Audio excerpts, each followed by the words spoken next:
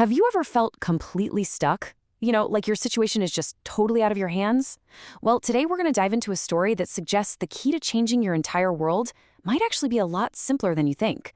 In fact, it all starts with just one single thought. It's a huge question, right? How can something so small, something that happens inside your own head, actually make a real difference out in the world? The story we're about to unpack, well, it suggests the answer is a big, resounding yes. So, to really get the power of this idea, we first need to step into the world where our story begins. And let me tell you, it's a tough place. It's a place where just getting by is a struggle. A village where hope itself feels like it's in short supply. Our story is set in this small village. The folks there were hardworking, farmers and carpenters, but their lives were just governed by uncertainty. They were constantly up against things like droughts that would kill their crops or sicknesses that would sweep through their homes. Hardship wasn't just something that happened sometimes, it was a part of daily life. So, what does that actually feel like day to day? Well, imagine working your fingers to the bone with absolutely no guarantee it'll pay off. Imagine watching the sky, just praying for a rain that might never come. This created this heavy blanket of sadness and worry over the whole community. But, and this is a big but, there was one exception. An old woman who, even though she had next to nothing, was always happy. And she's the key to this whole story. All of that anxiety that's just hanging in the air, it becomes very, very personal for our main character, a young woman named Radha. For her, the worry isn't just some cloud over the village. It's a full-blown storm inside her own mind. And when she hits her breaking point, she goes to find the one person who seems to have it figured out, that happy old woman. And this is what Radha says. But listen closely to what's really going on here. She's not just talking about what's happening right now. She is terrified of what might happen. Her mind is completely trapped in this awful loop of worst-case scenarios. It's what some psychologists today would call catastrophizing. So Radha comes looking for help. She's probably hoping for some money, maybe a little food, but the old lady doesn't give her any of that. Instead, she offers her something she believes is way more valuable, a secret. A secret to changing not her circumstances, but her own mind. And the old lady's lesson is so simple it's genius. She breaks it down into two paths. She explains that our thoughts literally create our feelings. You focus on all the bad stuff that could happen, you're going to feel weak, you're going to feel hopeless. But if you choose, and that's the key word, choose, to focus on good thoughts, you start to build your inner strength. You open the door for good things to happen. It's a simple version of what we now call cognitive reframing, actively choosing a better, more empowering story to tell yourself.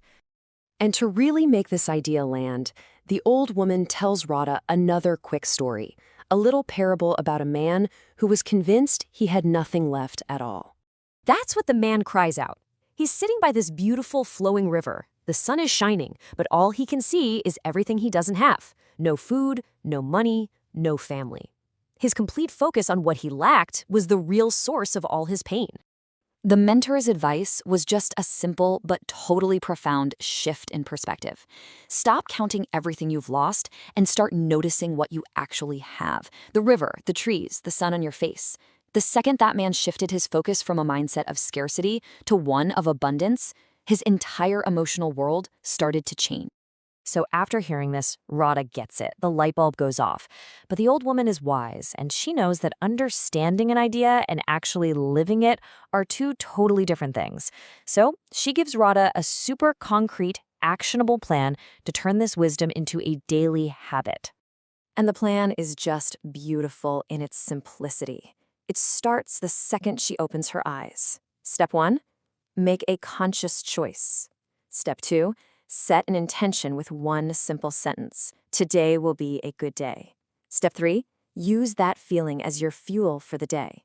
And step 4, act from a place of hope, not from a place of fear. And what's so crucial here is that this practice doesn't magically erase her problems. It changes the energy she brings to those problems. So Radha goes home and she does it. Every single day, she starts with that one positive thought. Now, on the outside, nothing had changed at all. But on the inside, a massive shift was happening. Her fear didn't just disappear, but her hope. Her hope started to get louder. It grew stronger. She felt lighter, more capable. She kept this up day in and day out, even with no change in her situation. Her husband was still gone. The money still hadn't shown up. But she held on to that focus.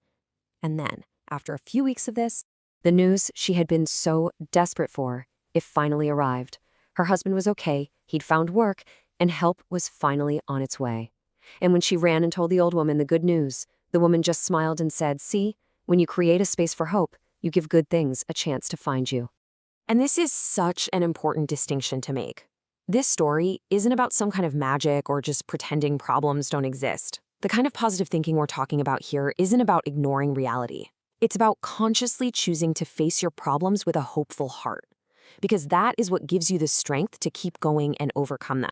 Radha's story created this amazing ripple effect. People saw the change in her, and they got inspired. They started seeking out the old woman's wisdom for themselves. And one by one, they started adopting that same simple practice. And slowly but surely, that heavy blanket of worry that had covered the village, it started to lift, and it was replaced by this shared, resilient hope. So this simple story really leaves us with a few incredibly powerful truths. That our thoughts have a direct line to our feelings. That shifting our focus to what we have, instead of what we lack, is a direct path to peace. That real, profound change can start with just a tiny, daily habit. And finally, that hope isn't just some passive feeling. It is an active tool we can use to build our resilience. And that really brings us to the final and maybe the most important question of all. Because this story isn't just about some village from long ago, it's about us. It's about right now. The principle is exactly the same. So, what is the one good, hopeful thought that you can choose to start your day with tomorrow?